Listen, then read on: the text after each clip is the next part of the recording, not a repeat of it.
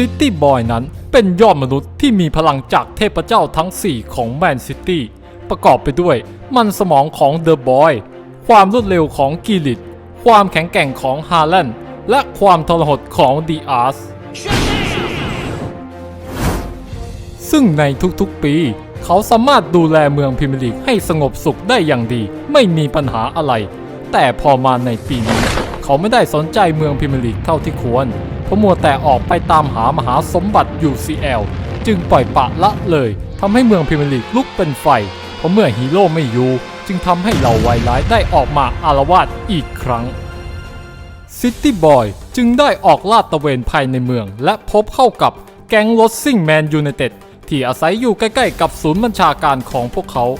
แก๊งรถซิ่งแมนยูนั้นถือว่าเป็นกลุ่มที่สร้างความปั่นป่วนในเมืองมากที่สุดและเหิมเกิมมากในช่วงนี้เพราะพวกมันทั้งก่อเหตุอาชญากรรมสร้างมลพิษทางเสียงและไม่มีท่าทีว่าจะมีอะไรหยุดยั้งพวกมันได้เลย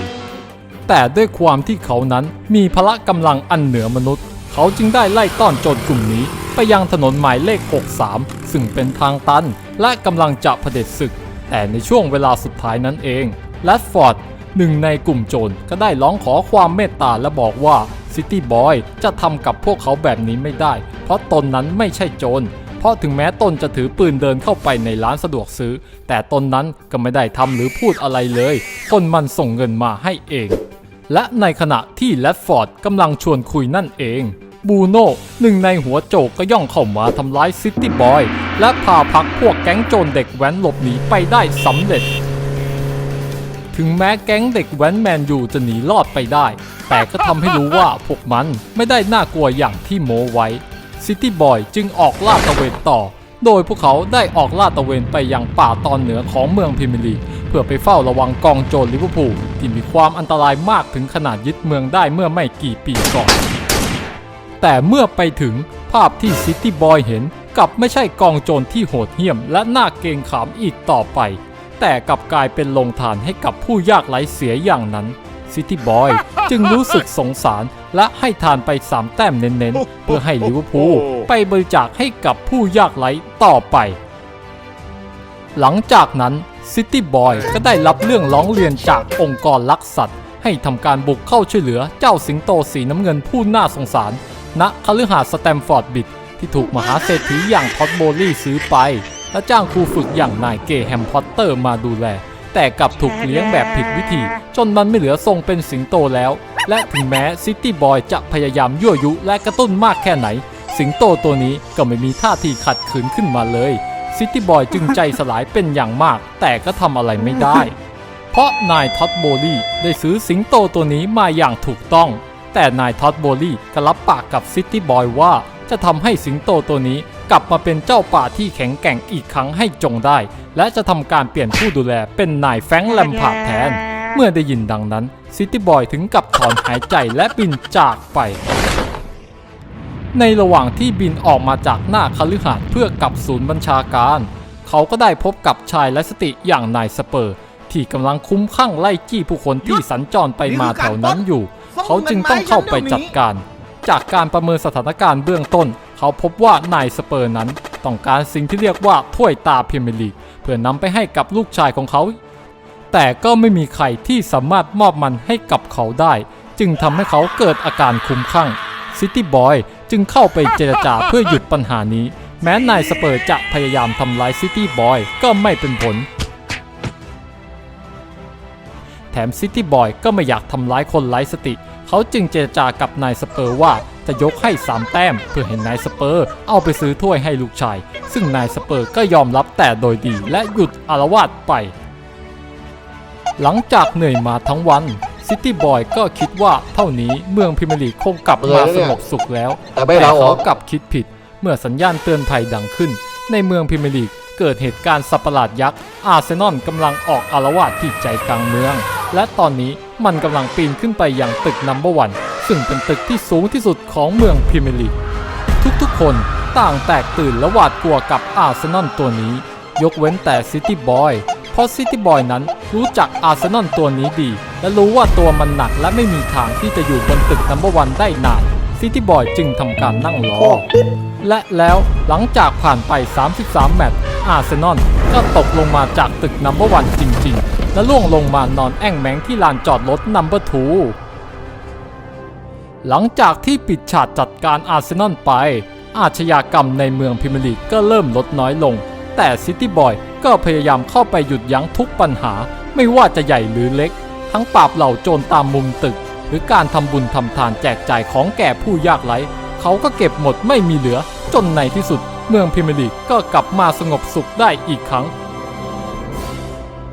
หลังจากซิตี้บอยยอดมนุษย์สุดแข็งแกร่งได้ดูแลเมืองพรีเมียร์ลีกให้กลับมาสงบเรียบร้อย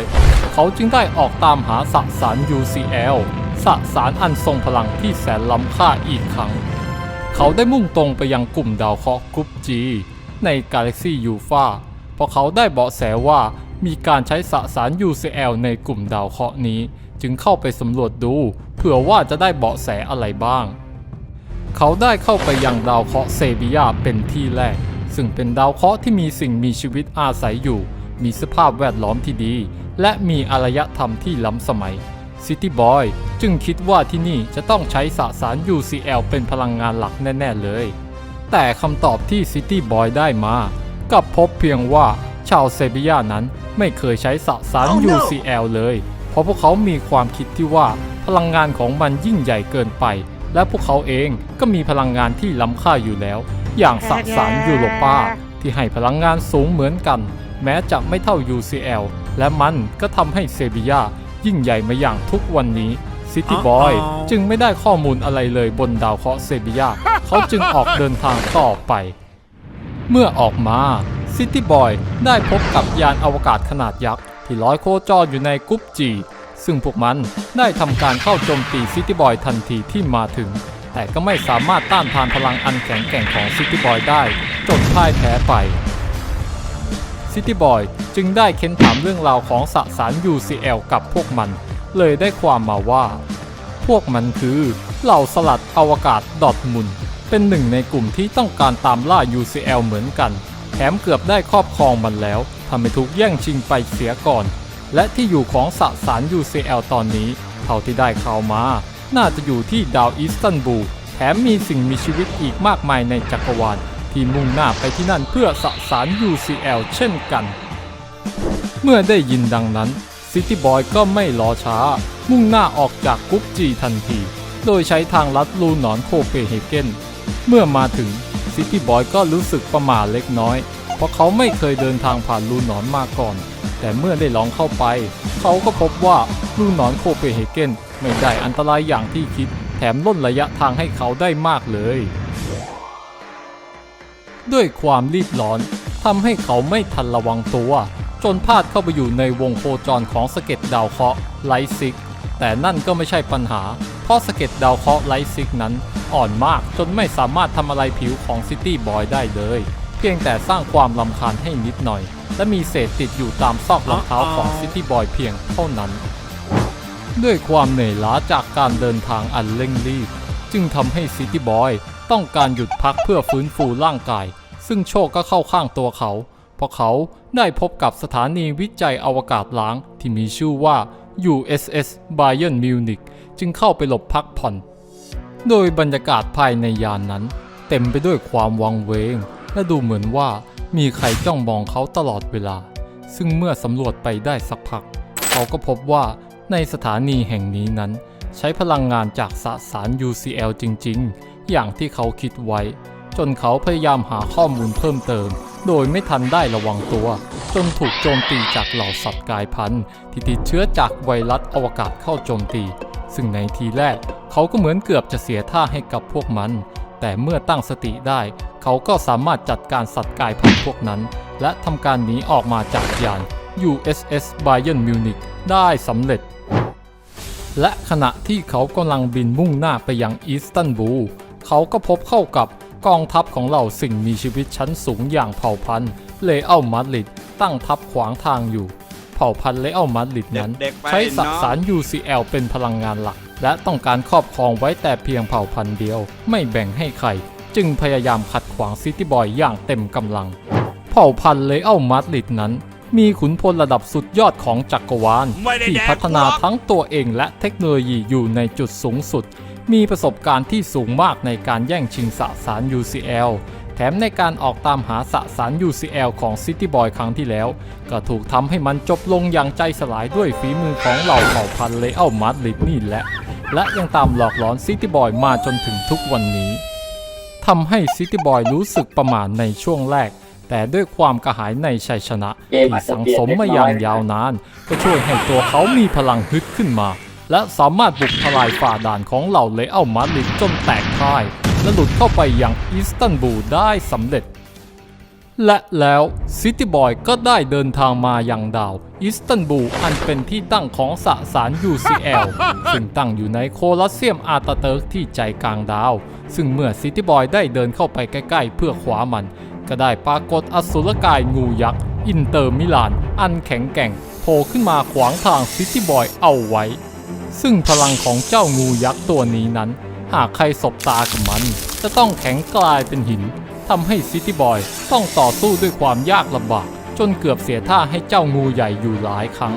และแล้วเขาก็ทำพลาดจนเปิดช่องให้เจ้างูใหญ่เล่นงานและในจังหวะที่เขาเองก็คิดในใจว่าคงไม่รอดจากการโจมตีของเจ้างูตัวนี้แน่ๆก็ได้ปรากฏตู้เย็นอวกาศยี่ห้อลูกากูที่ลอยมากับขยะอวกาศตกลงมาทับตัวเจ้างูยักษ์เอาไว้ทำให้ซิตี้บอยมีโอกาสใช้ท่าโรดี้สแมชอัดใส่เจ้างูยักษ์อินเตอร์มิลานจนเดี้ยงไปในที่สุดโรดี้สแมช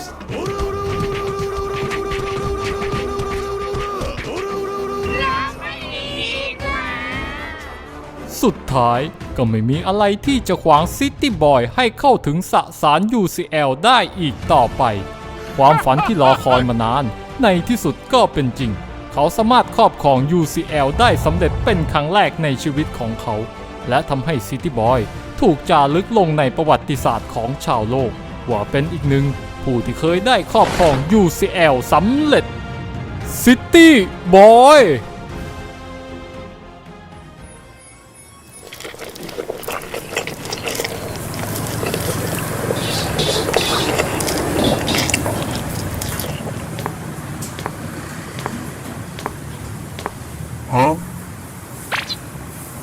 ฝีมือขนาดนี้น่าจะอยู่ในที่ที่เหมาะกว่านี้นะ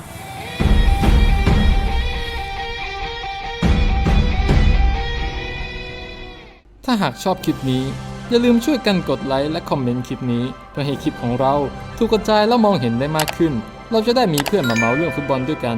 ดูฟุตบอลสนุกนะอย่าไปซีเรียสกับมันมากขอบคุณครับ